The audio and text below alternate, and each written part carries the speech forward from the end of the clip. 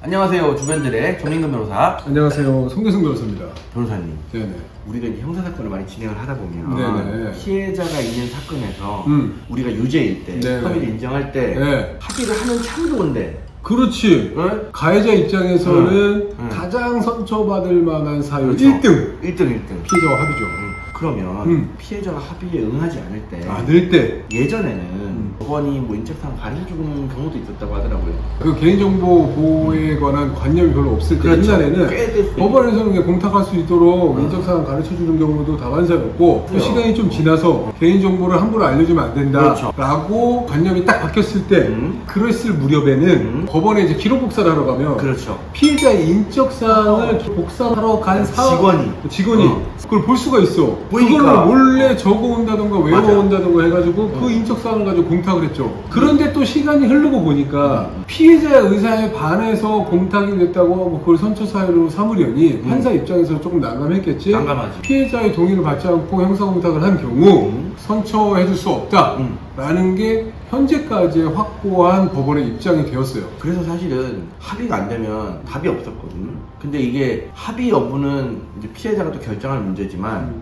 피고인 입장에서도 나의 양형 자료를 주장하기 위해서 네네. 나는 내놓고 싶은데 내놓을 수가 없어서 못 내놓는 경우 이런 경우는 사실 대비가 필요하긴 했거든요. 맞아요. 이제까지 형사공탁이 사실 안 되고 있다가 공탁법이 개정이 됐고 2022년 12월 9일부터 개정된 공탁법이 시행이 되는데 공탁법 5조의 2에서 형사공탁에 특례해가지고 공탁법 개정 그 규정이 들어갔어요. 그 얘기는 뭐냐? 피해자의 인적사항을 알지 못해도 지금 현재 사건이 있는 법원, 사건 번호, 그 다음 그 기록상에 나와 있는 피해자의 인적사항 이런 것들을 기재하고 거기에 맞춰가지고 뭐 공소장이라든가 판결문이라든가 이런 객관적인 자료를 토대로 공탁할 수 있다 라고 바뀌었어요.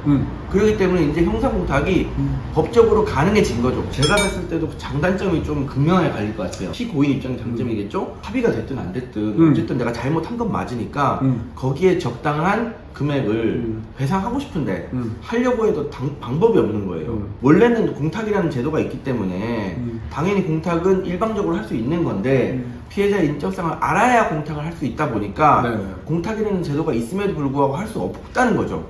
그런데 이제는 할 수 있게 된다라는 건 이제 피고인에게 장점이겠지. 근데 단점은 어차피 공탁법 개정안이 이제 시행이 되더라도 피해자의 인적사항 자체가 드러나진 않기 때문에 제가 봤을 때 개인정보 보호에 문제는 없을 것 같아요. 그렇긴 한데 예를 들어서 피해자는 돈을 더 많이 받고 싶어. 그래가지고 이제 줄다리를 하고 있었는데 피고인이 별다른 노력하지 않고 그냥 뭐 내가 생각하는 금액 공탁했어. 그러면 공탁은 사실 하는 순간 공탁이 효과가 발생하잖아요.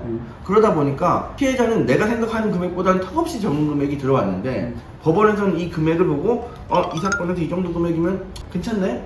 라고 해가지고 형을 깎아주는 효력이 발생한다는 거죠. 그렇지. 왜냐면 판사는 전부든 일부든 극히 일부든 간에 피해가 회복됐다라고 느끼면 그걸 양형에 반영을 안 하는 게 굉장히 난감하지. 대부분의 판사가. 난감하지. 그러니까 이제 공탁이 됐거나 변제가 됐을 때 그런 걸 양형을 고려할 수밖에 없겠죠. 맞아요. 그런데 이제 피해자 입장에서는 뭔가 아쉽고 뭔가 난 더 받아야 되고 뭔가 괘씸한데 또 한편으로 또 생각해 보면은 피해자가 사실 예를 들면은 뭐 어떤 뭐 2주 상해를 입어서 상대방 공무원이라던가 이렇게 많은 사람이야.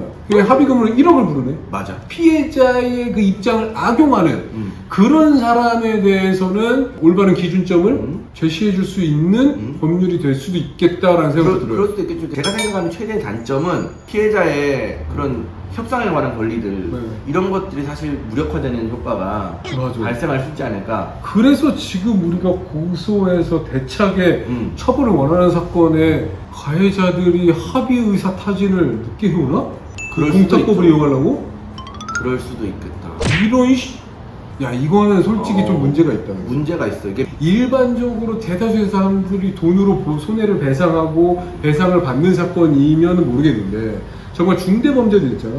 뭐 강간치상, 살인 뭐 이런 중대범죄 같은 경우에는 돈으로 사실 환산할 수 있는 부분이 아니거든. 그렇죠. 그러면 난 돈 안 받고 무조건 처벌해 주세요 라고 하는 피해자라고 한다면 공탁했다고 그걸 반영해서 선처를 해준다? 그건 사실 판사 입장에서도 못할 짓인데. 근데 또 우리가 피고인인 경우에는 또 잘 활용할 수 있겠죠.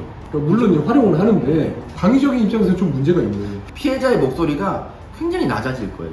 재벌들의 갑질이 이제 자유롭게 이루어지겠네. 열받으면은 뭐 상무든 뭐 전무든 데려와서 빠따 때리고서 그냥 뭐 법원에 가면 5천만 원 공탁해? 판사가 봤을 때 많이 받았네. 빠따 안 담았고 이렇게 하면 다 집행 계속 집행이네요. 그러니까 이제 우리 저 베테랑에 나왔던 유아인 맥값을 주잖아요. 그러니까 이게 합법화되는 효과가 있는데 조만간 공탁법 개정 규정에 따라서 공탁을 한번 해보겠습니다. 그래서 이놈들이 이렇게 합의에 미온적으로 나오는구나. 시간만 질질 끌고.